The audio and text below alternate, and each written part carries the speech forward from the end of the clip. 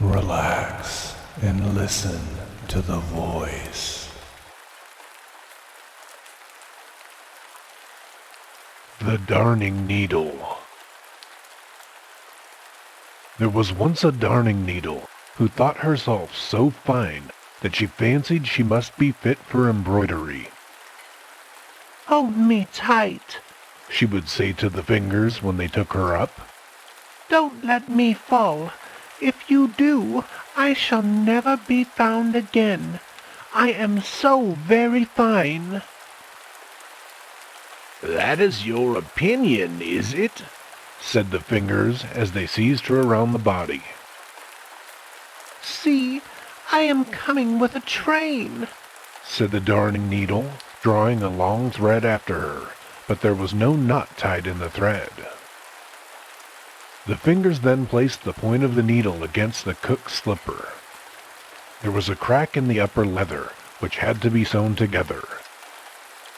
"What coarse work," said the darning needle. "I shall never get through. I shall break. I'm breaking." And sure enough, she broke. "Did I not say so?" said the darning needle. "I know I am too fine for such work as that." "This needle is quite useless for sewing now," said the fingers, but they still held it fast, and the cook dropped some sealing wax on the needle and fastened her handkerchief with it in front. "So now I'm a breastpin," said the darning needle. "I knew very well I should come to honor some day. Merit is sure to rise." And she laughed quietly to herself, for of course no one ever saw a darning needle laugh. And there she sat as proudly as if she were in a state coach, and looked all around her. "May I be allowed to ask you if you are made of gold?" she inquired of her neighbor, a pin.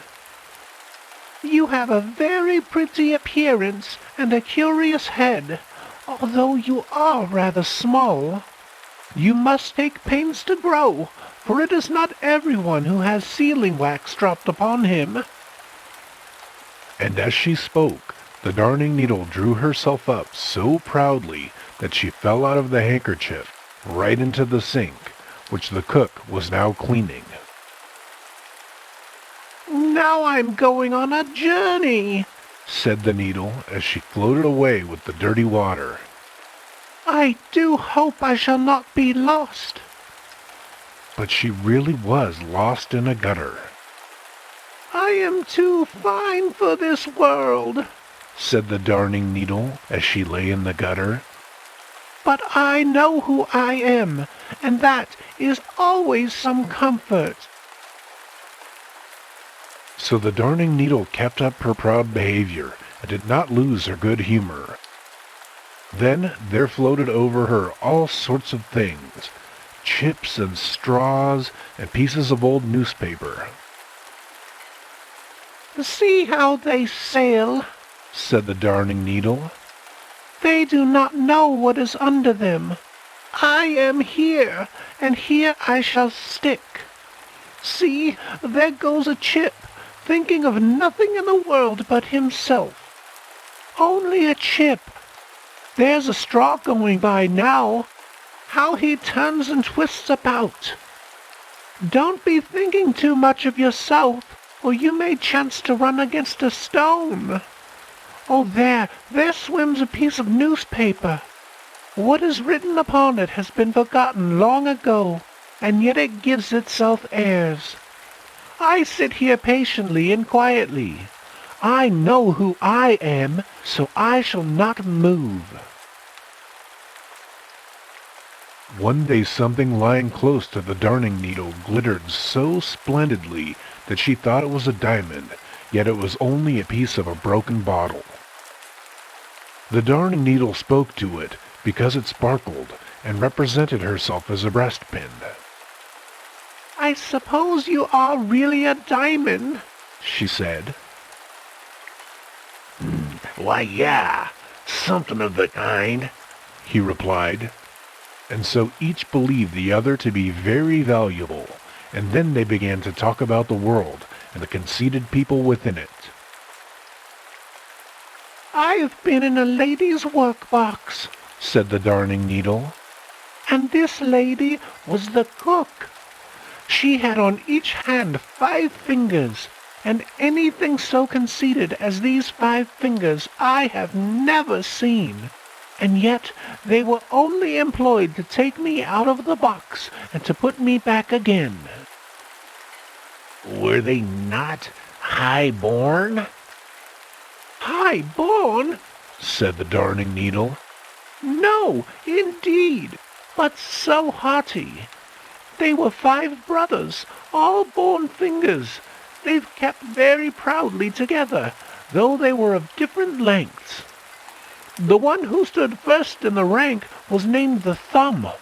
He was short and thick, and had only 1 joint in his back, and could therefore make but 1 bow. But he said that if he were cut off from the man's hand, that man would be unfit for a soldier.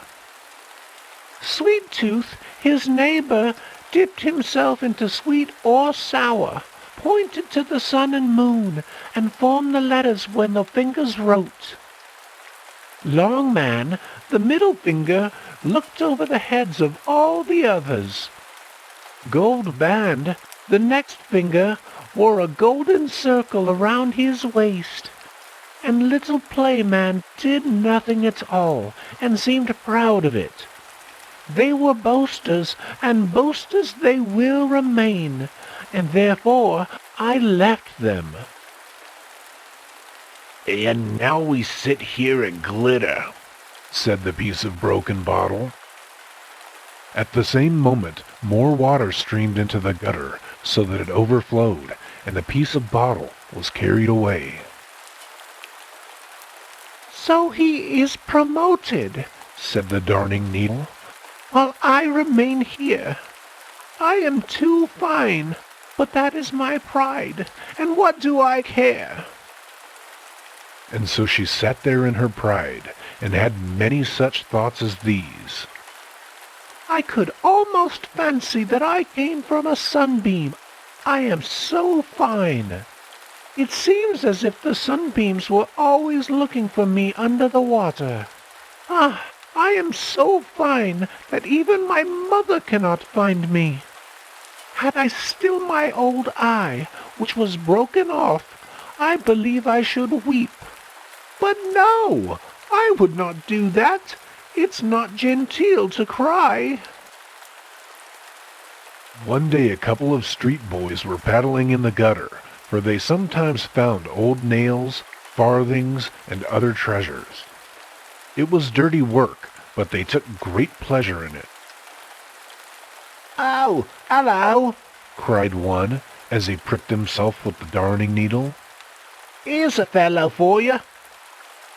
"I am not a fellow. I am a young lady," said the Darning Needle, but no one heard her. The sealing wax had come off, and she was quite black, but black makes a person look slender, so she thought herself even finer than before.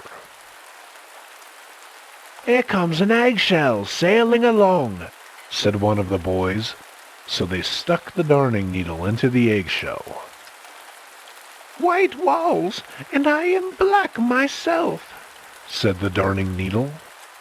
"That looks well. Now I can be seen. But I hope I shall not be seasick, or I shall break again."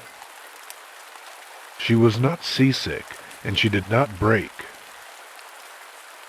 "It is a good thing against seasickness to have a steel stomach, and not to forget one's own importance.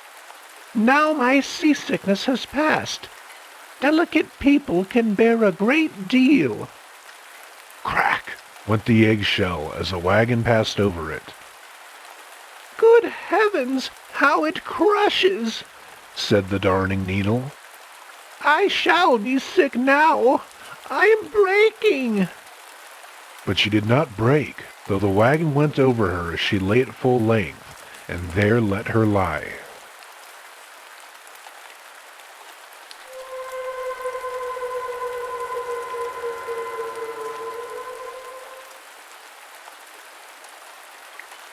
The Old Street Lamp. Did you ever hear the story of the old street lamp? It is not remarkably interesting, but for once in a way you may as well listen to it. It was a most respectable old lamp, which had seen many, many years of service, and now was to retire with a pension. It was this evening at its post for the last time, giving light to the street.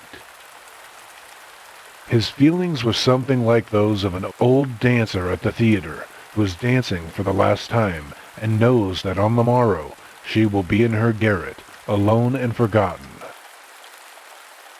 The lamp had very great anxiety about the next day, for he knew that he had to appear for the first time at the town hall, to be inspected by the mayor and the council, who were to decide if he were fit for further service or not. Whether the lamp was good enough to be used to light the inhabitants of one of the suburbs, or in the country at some factory, and if not, it would be sent at once to an iron foundry to be melted down. In this latter case, it might be turned into anything, and he wondered very much whether he would then be able to remember that he had once been a street lamp, and it troubled him exceedingly. Whatever might happen, one thing seemed certain, that he would be separated from the watchman and his wife, whose family he looked upon as his own. The lamp had first been hung on that very evening that the watchman, then a robust young man, had entered upon the duties of his office. Well, it was a very long time since one became a lamp and the other became a watchman. His wife had a little pride in those days. She seldom condescended to glance at the lamp, excepting when she passed by in the evening, and never in the daytime. But in later years, when all these, the watchman, the wife, and the lamp, had grown old, she had attended to it, cleaned it, and supplied it with oil. The old people were thoroughly honest. They had never cheated the lamp of a single drop of the oil provided for it. This was the lamp's last night in the street, and tomorrow he must go to the town hall. Two very dark things to think of. No wonder he did not burn brightly. Many other thoughts also passed through his mind. How many persons he had lighted on their way, and how much he had seen. As much, very likely, as the mayor and corporation themselves. None of these thoughts were uttered aloud, however, for he was a good, honorable old lamp, who would not willingly do harm to anyone, especially to those in authority. As many things were recalled to his mind, the light would flash up with sudden brightness. He had, at such moments, a conviction that he would be remembered. "There was a handsome young man once," thought he. "It is certainly a long while ago, but I remember he had a little note, written on pink paper with a gold edge. The writing was elegant, evidently a lady's hand. Twice he read it through, and kissed it, and then he looked up at me, with eyes that said quite plainly, 'I am the happiest of men.' Only he and I know what was written on this, his first letter from his lady love. Ah, yes, and there was another pair of eyes that I remember. It is really wonderful how the thoughts jump from one thing to another. A funeral passed through the street. A young and beautiful woman lay on a bier, decked with garlands of flowers, and attended by torches, which quite overpowered my light. All along the street stood the people from the houses, in crowds, ready to join the procession. But when the torches had passed from before me, and I could look around, I saw one person alone, standing, leaning against my post and weeping. Never shall I forget the sorrowful eyes that looked up at me. These and similar reflections occupied the old street lamp, on this, the last time that his light would shine. The sentry, when he is relieved from his post, knows at least who will succeed him, and may whisper a few words to him, but the lamp did not know his successor, or he could have given him a few hints respecting rain or mist, and could have informed him how far the moon's rays would rest upon the pavement, and from which side the wind generally blew, and so on. On the bridge over the canal stood 3 persons, who wished to recommend themselves to the lamp, for they thought he could give the office to whomsoever he chose. The first was a herring's head, which could emit light in the darkness. He remarked that it would be a great saving of oil if they placed him on the lamp post. Number 2 was a piece of rotten wood, which also shines in the dark. He considered himself descended from an old stem, once the pride of the forest. The third was a glowworm, and how he found his way there the lamp could not imagine, yet there he was, and could really give light as well as the others. But the rotten wood and the herring's head declared most solemnly, by all they held sacred, that the glowworm only gave light at certain times, and must not be allowed to compete with themselves. The old lamp assured them that not one of them could give sufficient light to fill the position of a street lamp, but they would believe nothing that he said.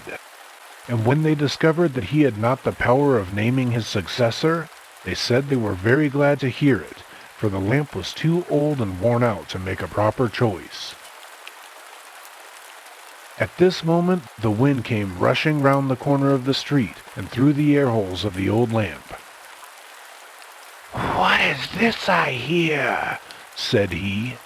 "That you are going away tomorrow. Is this evening the last time we shall meet? Then I must present you with a farewell gift. I will blow into your brain, so that in future you shall not only be able to remember all that you have seen or heard in the past, but your light within shall be so bright that you shall be able to understand all that is said or done in your presence." "Oh, that is really a very, very great gift," said the old lamp. "I thank you most heartily. I only hope I shall not be melted down." "That is not likely to happen yet," said the wind. "And I will also blow a memory into you, so that you should receive other similar presents. Your old age will pass very pleasantly." "That is if I am not melted down," said the lamp. "But should I, in that case, still retain my memory?" "Do be reasonable, old lamp," said the wind, puffing away. At this moment the moon burst forth from the clouds. "What will you give the old lamp?" asked the wind. "I can give nothing," she replied. "I'm on the wane, and no lamps have ever given me light, while I have frequently shone upon them." And with these words the moon hid herself again behind the clouds, that she might be saved from further importunities. Just then a drop fell upon the lamp from the roof of the house, but the drop explained that he was a gift from those gray clouds, and perhaps the best of all gifts. "I shall penetrate you so thoroughly," he said, "that you will have the power of becoming rusty, and if you wish it, to crumble into dust in one night." But this seemed to the lamp a very shabby present, and the wind thought so too. Does no one give any more? Will no one give any more? Shouted the breath of the wind as loud as it could. And then a bright falling star came down, leaving a broad luminous streak behind it. What was that? Cried the herring's head. Did a star not fall? I really believe it went into the lamp. Certainly, when such high-born personages try for the office, we may as well say good night and go home. And so they did, all three, while the old lamp threw a wonderfully strong light all around him. "This is a glorious gift," said he. "The bright stars have always been a joy to me, and have always shone more brightly than I ever could shine, though I have tried with my whole might, and now they have noticed me, a poor old lamp, and have sent me a gift that will enable me to see clearly everything that I remember, as if it still stood before me, and to be seen by all those who love me. And herein lies the truest pleasure, for joy which we cannot share with others is only half enjoyed."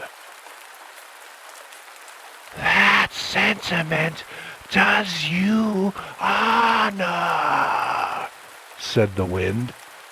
but for this purpose, wax lights will be necessary. If these are not lighted in you, your particular faculties will not benefit others in the least. The stars have not thought of this. They suppose that you and every other light must be a wax taper.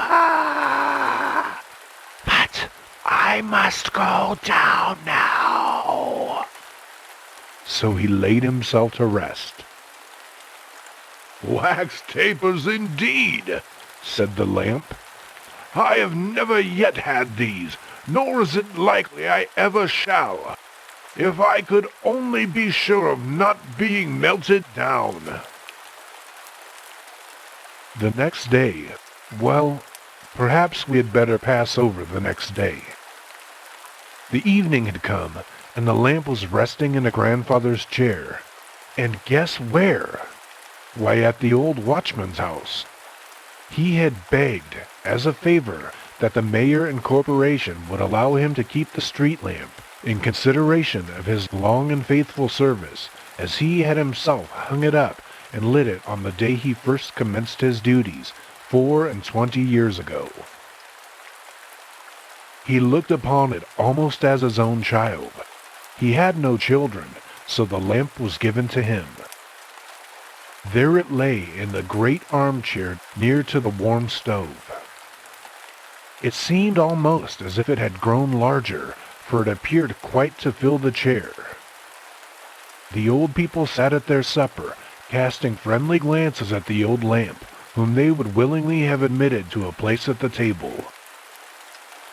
It is quite true that they dwelt in a cellar, 2 yards deep in the earth, and they had to cross a stone passage to get to their room, but within it was warm and comfortable, and strips of list had been nailed round the door. The bed and the little window had curtains, and everything looked clean and neat. On the window seat stood 2 circus flower pots, which a sailor named Christian had brought over from the East or West Indies.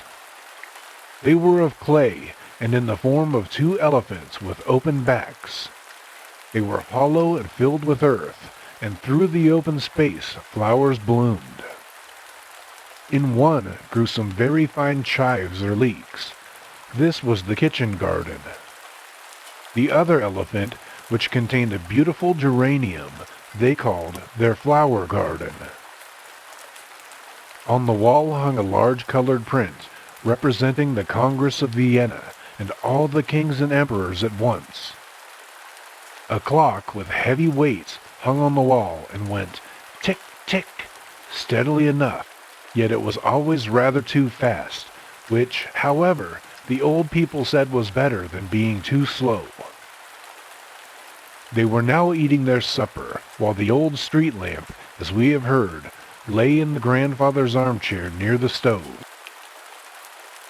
It seemed to the lamp as if the whole world had turned round, but after a while the old watchman looked at the lamp and spoke of what they had both gone through together, in rain and in fog, during the short bright nights of summer, or in the long winter nights, through the drifting snowstorms, when he longed to be at home in the cellar. Then the lamp felt it was all right again. He saw everything that had happened quite clearly, as if it were passing before him. Surely the wind had given him an excellent gift. The old people were very attractive and industrious. They were never idle for even a single hour. On Sunday afternoons they would bring out some books, generally a book of travels which they were very fond of. The old man would read aloud about Africa, with its great forests and the wild elephants, while his wife would listen attentively, stealing a glance now and then at the clay elephants which served as flower pots.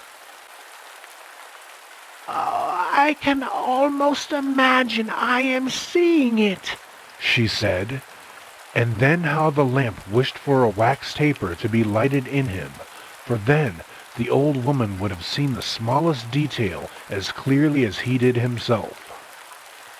The lofty trees with their thickly entwined branches, the naked men on horseback, and whole herds of elephants treading down bamboo thickets with their broad, heavy feet. "What is the use of all my capabilities," sighed the old lamp, "when I cannot obtain any wax lights? They have only oil and tallow here, and these will not do." One day, a great heap of wax candle ends found their way into the cellar. The larger pieces were burnt, and the smaller ones the old woman kept for waxing her thread. So there were now candles enough, but it never occurred to anyone to put a little piece in the lamp. "Here I am now, with my rare powers," thought the lamp. "I have faculties within me, but I cannot share them.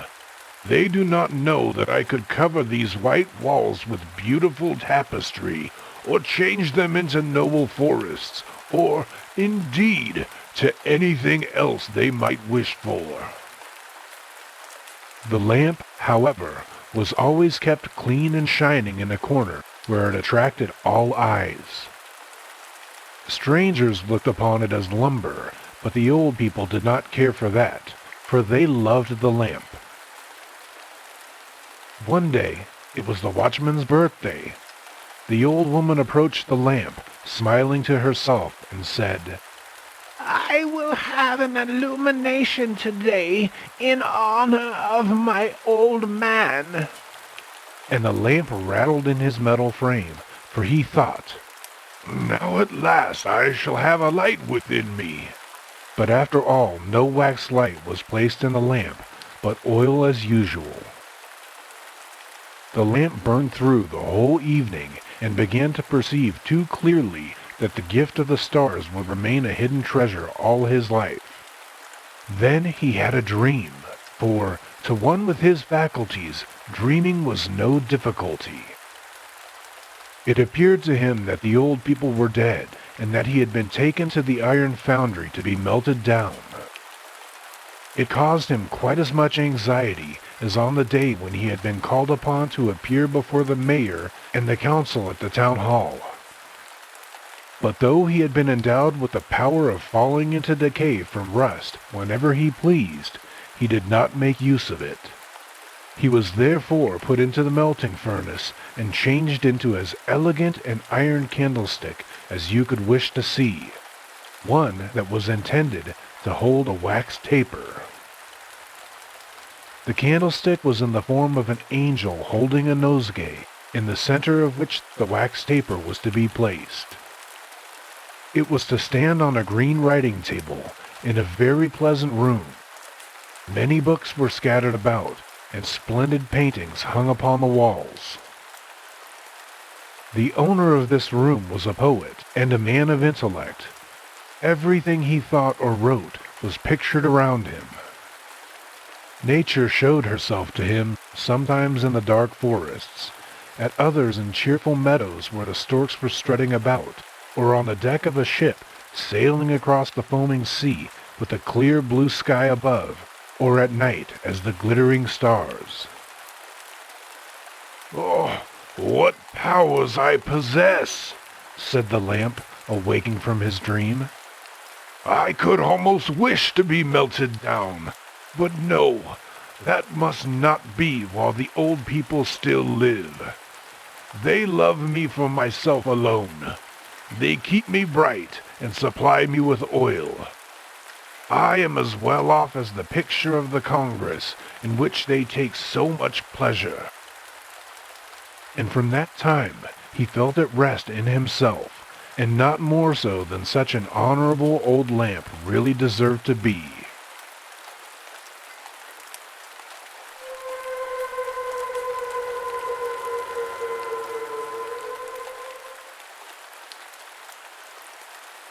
The Little Match Seller. It was terribly cold and nearly dark on the last evening of the old year, and the snow was falling fast. In the cold and the darkness, a poor little girl, with bare head and naked feet, roamed the streets. It is true she had on a pair of slippers when she left home, but they were not of much use. They were very large, so large indeed that they had belonged to her mother, and the poor little creature had lost them in running across the street to avoid two carriages that were rolling along at a terrible rate. One of the slippers she could not find, and a boy seized upon the other and ran away with it, saying that he could use it as a cradle when he had children of his own. So the little girl went on with her little naked feet, which were quite red and blue with the cold. In an old apron she carried a number of matches, and had a bundle of them in her hands. No one had bought anything of her the whole day, nor had anyone given her even a penny. Shivering with cold and hunger, she crept along. Poor little child! She looked the picture of misery. The snowflakes fell on her long, fair hair, which hung in curls on her shoulders, but she regarded them not. Lights were shining from every window, and there was a savory smell of roast goose, for it was New Year's Eve. Yes, she remembered that. In a corner between two houses, one of which projected beyond the other, she sank down and huddled herself together. She had drawn her little feet under her, but she could not keep off the cold, and she dared not go home, for she had sold no matches, and could not take home even a penny of money. Her father would certainly beat her. Besides, it was almost as cold at home as here, for they had only the roof to cover them, through which the wind howled, although the largest holes had been stopped up with straws and rags. Her little hands were almost frozen with the cold. Ah! Perhaps a burning match might be some good, if she could draw it from the bundle and strike it against the wall, just to warm her fingers. She drew one out. How it sputtered as it burnt! It gave a warm, bright light, like a little candle, as she held her hand over it. It was really a wonderful light.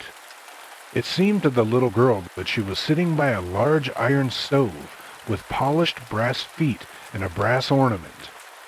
How the fire burned! And it seemed so beautifully warm that the child stretched out her feet as if to warm them, when lo! The flame of the match went out. The stove vanished, and she had only the remains of a half-burnt match in her hand. She rubbed another match on the wall, and it burst into a flame, and where its light fell upon the wall, it became as transparent as a veil, and she could see into the room. The table was covered with a snowy white tablecloth, on which stood a splendid dinner service and a steaming roast goose stuffed with apples and dried plums. And what was still more wonderful was the goose jumped down from the dish and waddled across the floor, with a knife and fork in its breast, over to the little girl. Then the match went out, and there remained nothing but the thick, damp, cold wall before her. She lighted another match, and then she found herself sitting under a beautiful Christmas tree. It was larger and more beautifully decorated than the one which she had seen through the glass door at the rich merchant's home. Thousands of tapers were burning upon the green branches, and colored pictures, like those she had seen in the show windows, looked down upon it all. The little one stretched out her hand towards them, and the match went out. The Christmas lights rose higher and higher, till they looked to her like the stars in the sky. Then she saw a star fall, leaving behind it a bright streak of fire. "Someone is dying," thought the little girl, for her old grandmother, the only one who had ever loved her and who was now dead, had told her that when a star falls, a soul was going up to God. She again rubbed a match on the wall, and the light shone round her. In the brightness stood her old grandmother, clear and shining, yet mild and loving in her appearance. "Grandmother!" cried the little one. "Oh, take me with you. I know you will go away when the match burns out. You'll vanish just like the warm stove, the roast goose, and a large, glorious Christmas tree." And she made haste to light the whole bundle of matches, for she wished to keep her grandmother there. And the matches glowed with a light that was brighter than the noonday, and her grandmother had never appeared so large or so beautiful. She took the little girl in her arms, and they both flew upwards in brightness and joy, far above the earth, where there was neither cold, nor hunger, nor pain, for they were with God. In the dawn of the morning, there lay the poor little one, with pale cheeks and smiling mouth, leaning against the wall. She had been frozen to death on the last evening of the year, and the New Year's sun rose and shone upon a little corpse. The child still sat, in the stiffness of death, holding the matches in her hand, one bundle of which was burnt. "She tried to warm herself," said some. No one imagined what beautiful things she had seen, nor into what glory she had entered with her grandmother on New Year's Day.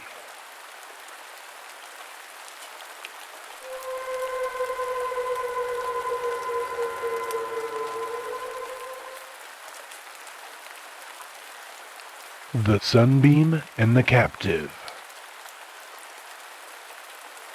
It is autumn. We stand on the ramparts and look out over the sea. We look at the numerous ships, and at the Swedish coast on the opposite side of the Sound, rising far above the surface of the waters which mirror the glow of the evening sky. Behind us the wood is sharply defined. Mighty trees surround us, and the yellow leaves flutter down from the branches. Below, at the foot of the wall, stands a gloomy-looking building enclosed in palisades. The space between is dark and narrow, but still more dismal must it be behind the iron gratings in the wall, which cover the narrow loopholes or windows. For in these dungeons, the most depraved of the criminals are confined. A ray of the setting sun shoots into the bare cells of one of the captives, for God's sun shines upon the evil and the good. The hardened criminal casts an impatient look at the bright ray. Then a little bird flies toward the grating, for birds twitter to the just as well as to the unjust. He only cries, "Tweet, tweet," and then perches himself near the grating, flutters his wings, pecks a feather from one of them, puffs himself out, and sets his feathers on end round his breast and throat. The bad, chained man looks at him, and a more gentle expression comes into his hard face. In his breast there rises a thought which he himself cannot rightly analyze. But the thought has some connection with the sunbeam, with the bird, and with the scent of violets, which grow luxuriantly in spring at the foot of the wall. Then there comes the sound of the hunter's horn, merry and full. The little bird starts and flies away.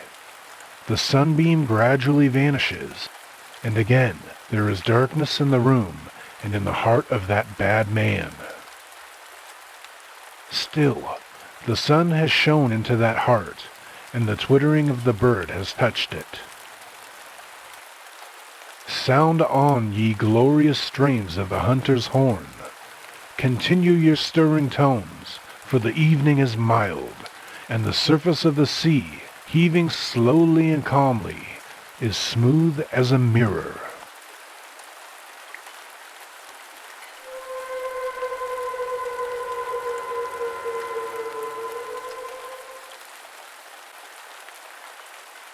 By the Almshouse Window.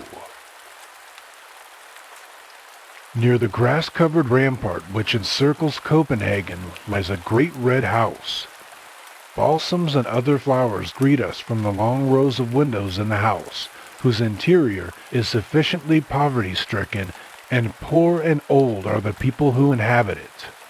The building is the Wharton Almshouse. Look! At the window! There leans an old maid. She plucks the withered leaf from the balsam, and looks at the grass-covered ramparts on which many children are playing. What is the old maid thinking of? A whole life drama is unfolding itself before her inward gaze. The poor little children, how happy they are! How merrily they play and romp together! What red cheeks and what angel's eyes! But they have no shoes or stockings. They dance on the green rampart, just on the place where, according to the old story, the ground always sank in, and where a sportive, frolicsome child had been lured by means of flowers, toys, and sweetmeats into an open grave ready dug for it, and which was afterwards closed over the child. And from that moment, the old story says, the ground gave way no longer. The mound remained firm and fast, and was quickly covered with the green turf. The little people who now play on that spot know nothing of the old tale, else would they fancy they heard a child crying deep below the earth, and the dewdrops on each blade of grass would be to them tears of woe. Nor do they know anything of the Danish king who here, in the face of the coming foe, took an oath before all his trembling courtiers that he would hold out with the citizens of his capital and die here in his nest. They know nothing of the men who have fought here, or of the women who from here have drenched with boiling water the enemy, clad in white, and biding in the snow to surprise the city. No, the poor little ones are playing with light, childish spirits. Play on, thou little maiden. Soon the years will come. Yes, those glorious years. The priestly hands had been laid on the candidates for confirmation. Hand in hand they walk on the green rampart. Thou hast white frock on. It has cost thy mother much labor, and yet it is only cut down for thee out of an old larger dress. You will also wear a red shawl, and what if it hang too far down? People will only see how large, how very large it is. You are thinking of your dress, and of the giver of all good. So glorious it is to wander on the green rampart. And the years roll by, but they have no lack of dark days. But you have your cheerful young spirit, and you have gained a friend, you know not how. You met, oh, how often! You walked together on the rampart in the fresh spring, on the high days and holidays, when all the world come out to walk upon the ramparts, and all the bells of the church steeples seem to be singing a song of praise for the coming spring. Scarcely have the violets come forth, but there on the rampart, just opposite the beautiful castle of Rosenberg, there is a tree, bright with the first green buds. Every year this tree sends forth fresh green shoots. Alas, it is not so with the human heart. Dark mists, more in number than those that cover the northern skies, cloud the human heart. Poor child! Thy friend's bridal chamber is a black coffin, and thou becomest an old maid. From the almshouse window, behind the balsams, thou shalt look on the merry children at play, and see thine own history renewed. And that is the life drama that passes before the old maid while she looks out upon the rampart. The green, sunny rampart, where the children, with their red cheeks and bare shoeless feet, are rejoicing merrily like the other free little birds.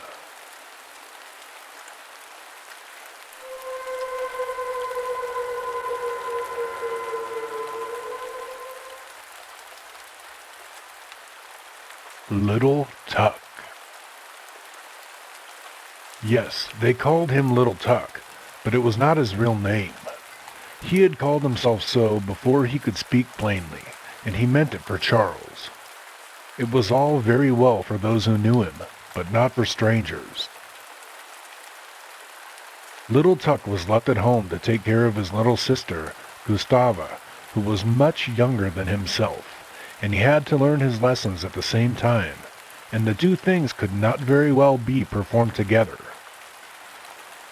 The poor boy sat there with his sister on his lap, and sung to her all the songs he knew, and now and then he looked into his geography lesson that lay open before him. By the next morning he had to learn by heart all the towns in Zealand, and all that could be described of them. His mother came home at last, and took little Gustava into her arms. Then Tuck ran to the window, and read so eagerly that he nearly read his eyes out, for it had become darker and darker every minute, and his mother had no money to buy a light. "There goes the old washerwoman up the lane," said the mother as she looked out the window. "The poor woman can hardly drag herself along, and now she had to drag a pail of water from the well. Be a good boy, Tuck, and run across and help the old woman, won't you?" So Tuck ran across quickly and helped her, but when he came back into the room it was quite dark, and there was not a word said about a light, so he was obliged to go to bed on his little truckle bedstead, and there he lay and thought of his geography lesson, and of Zealand, and of all that the master had told him. He ought really to have read it over again, but he could not for want of light. So he put his geography book under his pillow, for he had heard that this was a great help towards learning a lesson, but not always to be depended upon. He still lay thinking and thinking, when all at once it seemed as if someone kissed him on the eyes and mouth. He slept, and yet he did not sleep, and it appeared as if the old washerwoman looked at him with kind eyes and said, "It would be a great pity if you did not know your lesson tomorrow morning. You helped me, and now I will help you, and Providence will always keep those who help themselves." And at the same time the book under Tuck's pillow began to move about. Cluck, cluck, cluck, cluck, cried a hen as she crept towards him. Ah, I am a hen from Koj. And then she told him how many inhabitants the town contained, and about a battle that had been fought there, which was really not worth speaking of. Crack, crack! Down fell something. It was a wooden bird, the parrot which is used as a target as presto. He said there were as many inhabitants in that town as he had nails in his body. He was very proud and said, Thorosden lived quite close to me, and here I am now, quite comfortable. But now little Tuck was no longer in bed. All in a moment he found himself on horseback. Gallop, gallop, away he went, seated in front of a richly attired knight with a waving plume, who held him on the saddle. And so they rode through the wood by the old town of Wardenburg, which was very large and busy. The king's castle was surrounded by lofty towers, and radiant lights streamed from all the windows. Within, there were songs and dancing. King Valdemar and the young, gaily dressed ladies of the court were dancing together. Morning dawned, and as the sun rose, the whole city and the king's castle sank suddenly down together. One tower after another fell, till at last only one remained standing on the hill where the castle had formerly been. The town now appeared small and poor, and the schoolboys read in their books, which they carried under their arms, that it contained 2,000 inhabitants, but this was a mere boast, for it did not contain so many. And again, little Tuck lay in his bed, scarcely knowing whether he was dreaming or not, for someone stood by him. Tuck! Tuck! Tuck! Little Tuck! Said a voice.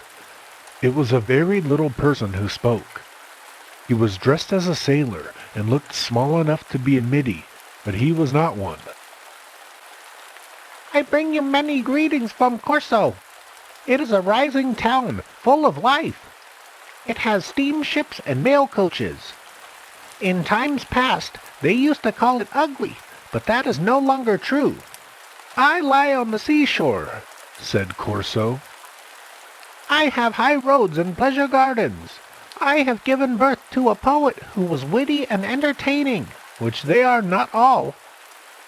I once wanted to fit out a ship to sail round the world, but I did not accomplish it, though most likely I might have done so. But I am fragrant with perfume, for close to my gates most lovely roses bloom. Then before the eyes of little Tuck appeared a confusion of colors, red and green, but it cleared off, and he could distinguish a cliff close to the bay, the slopes of which were quite overgrown with verdure, and on its summit stood a fine old church with pointed towers. Springs of water flowed out of the cliff in thick waterspouts, so that there was a continual splashing. Close by sat an old king with a golden crown on his white head. This was King Hror of the Springs, and near the springs stood the town of Roskilde, as it is called.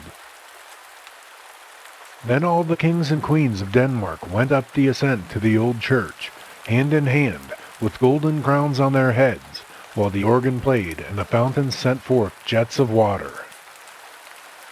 Little Tuck saw and heard it all.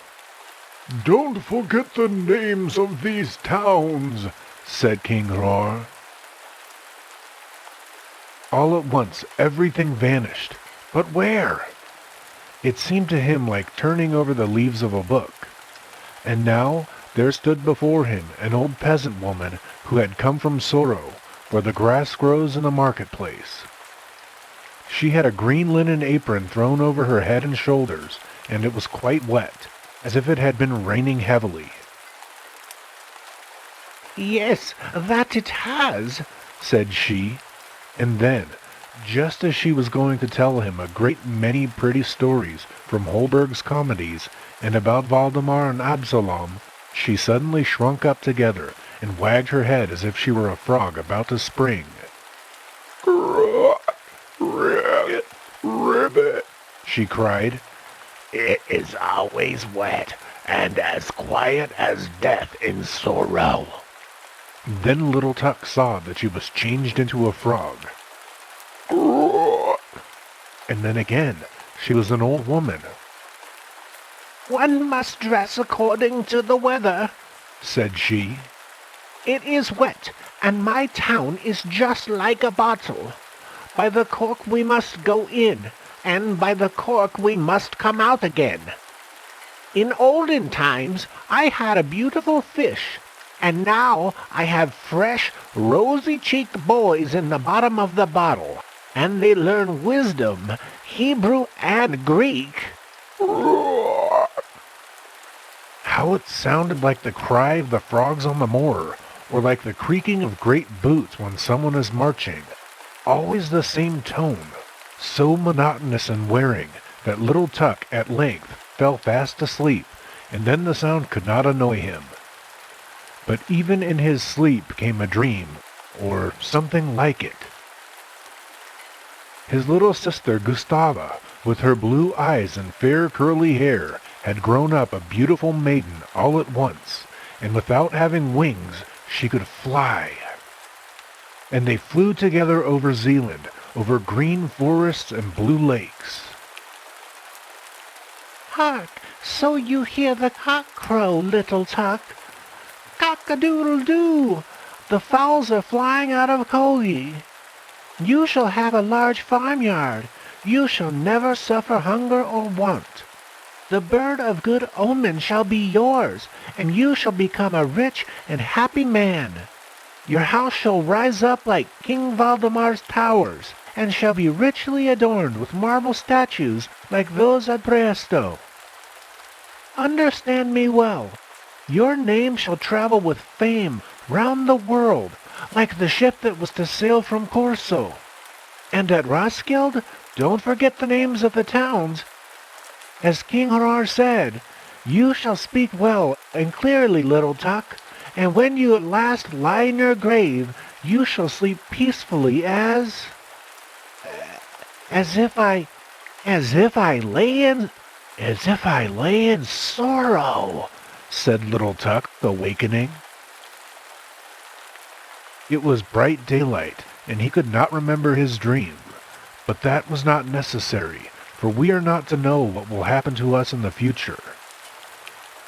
Then he sprang out of bed quickly and read over his lesson in the book, and he knew it all at once quite correctly. The old washerwoman put her head in the door and nodded to him quite kindly and said, "Many thanks, you good child, for your help yesterday. I hope all your beautiful dreams will come true." Little Tuck did not at all know what he had dreamt, but one above did.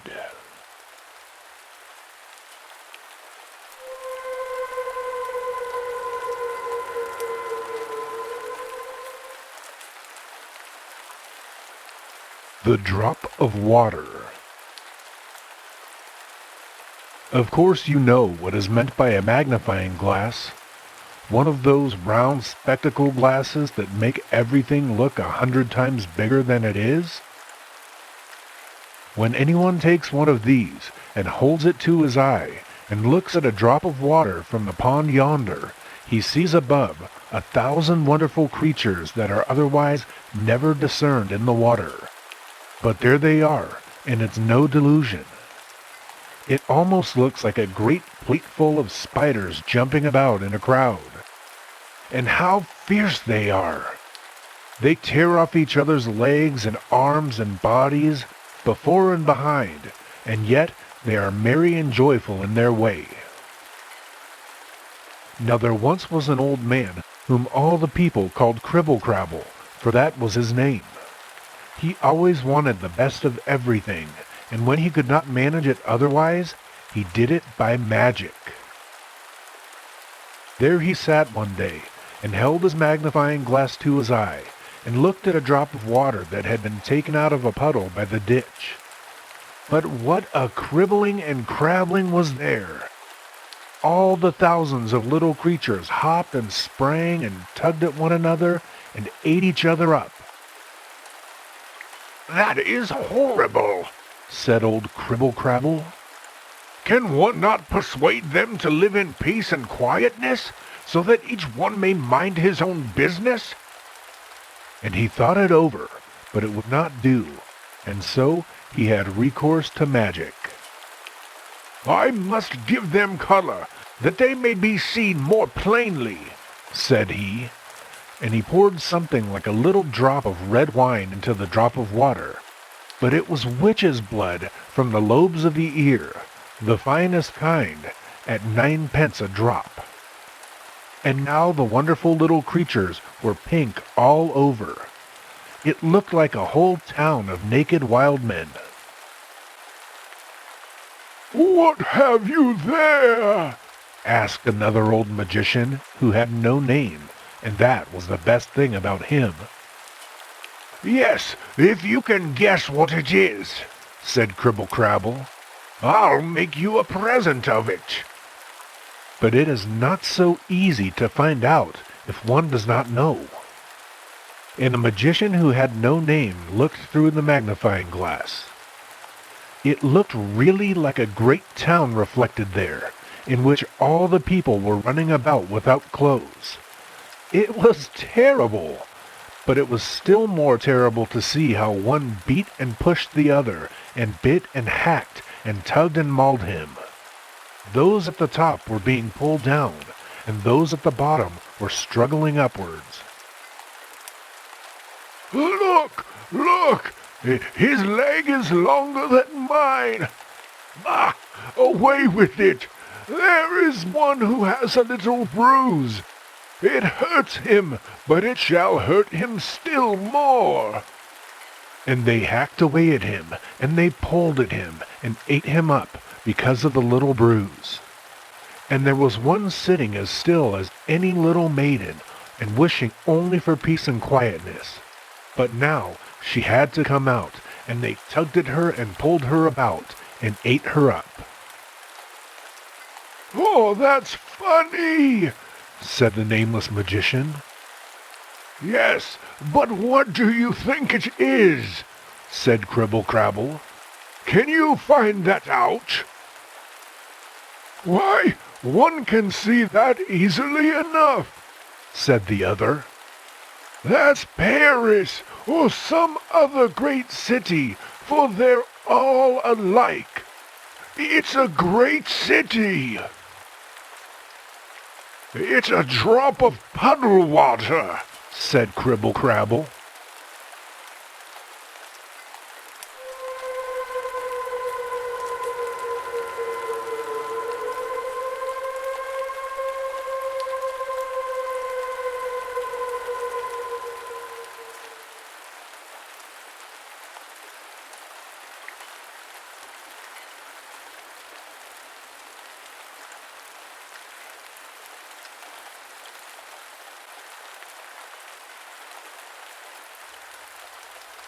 Thank you all for coming back here and checking out yet another installment of the fairy tales of Hans Christian Andersen. Take care of yourselves out there, and until next time, sweet dreams.